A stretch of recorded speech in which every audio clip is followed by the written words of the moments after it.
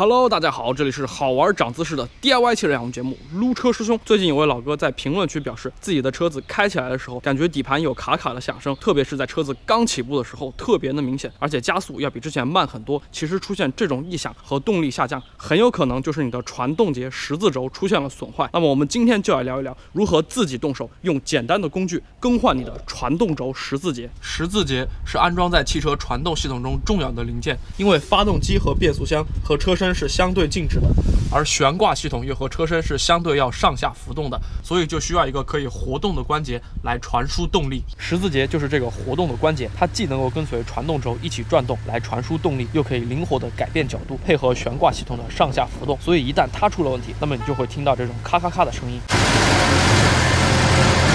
如果长时间不更换已经磨损过度的十字节，就会造成传动系统效率低下，动力下降，差速器油封漏油，就像这个样子。严重的时候还有断轴的危险。所以一旦十字节出现这种噪音，那么就务必要更换它。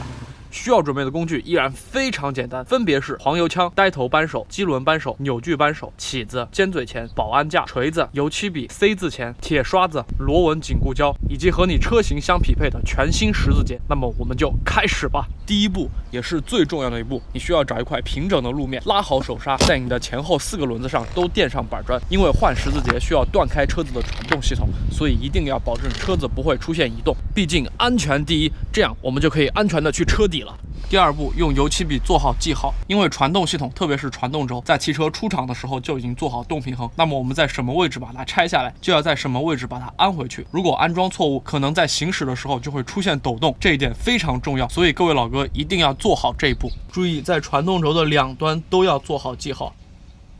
第三步，拆卸传动轴。因为传动系统不会经常拆装，所以它的螺丝多少都会有一些生锈，你可以提前喷一些 WD-40来润滑一下这些螺丝，待会儿可以方便你更好的拆卸它。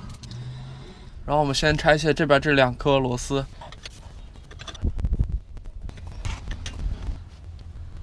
然后我们要来拆卸这边的这2颗。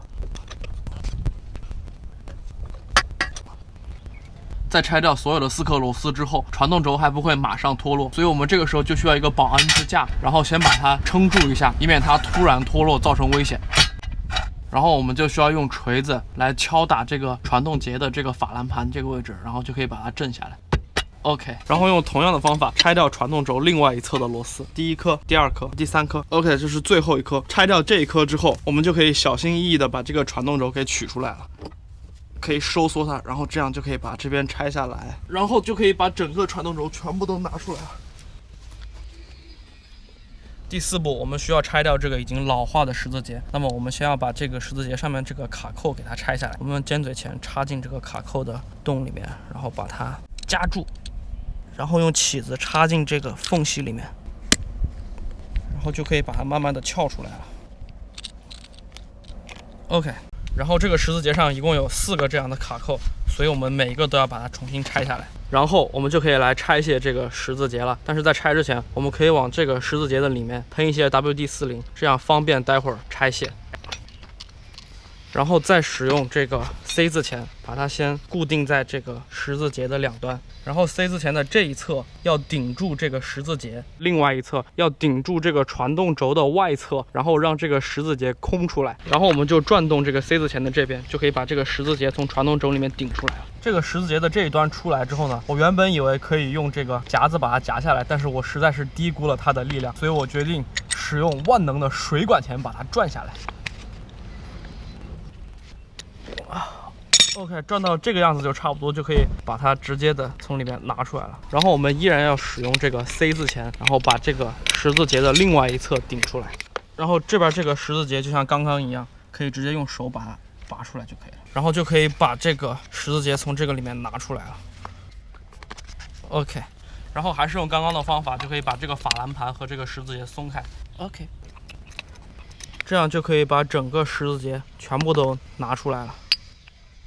OK， 第5步，安装新的十字节。但是在安装之前，我们必须要先清理一下这个传动轴和这个十字节安装法兰盘的上面的一些油泥。在清洗完传动轴之后，我们可以用砂纸来打磨一下这个传动轴的这个安装孔里面，因为里面有一些生锈的地方。在打磨好了之后，我们可以在里面喷上一些 WD-40，然后方便待会儿来安装它。那么我们就来安装新的十字节。其实方法非常简单，十字节上面这个盖子先拿下来，然后把它这样往这个里面先放进去，然后把另外的一端也拿下来，然后再把这个十字节套进这个里面。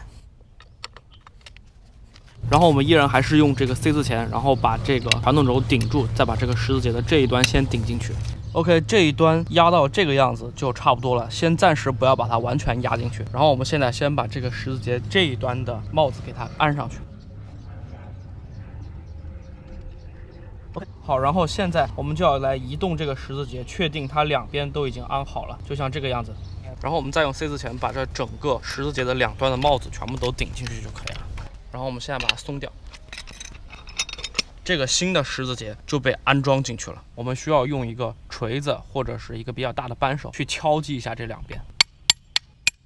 这样它就会变得非常的灵活了。然后我们就要来安装这个新的十字节卡扣，我们用尖嘴钳把它捏住，然后放进这个里面去。然后另外一侧也是同样的安法。OK， 这样就好了。然后我们就要来安装这个传动轴的法兰盘，这里我们就要注意了，我们要找到我们刚刚做的记号，对着这个记号来安装。依然是先把这边的帽子压进去，然后再把另外一侧的帽子也压进去，然后安装卡扣，然后是另外一侧的卡扣。我们还是需要敲一下这两边，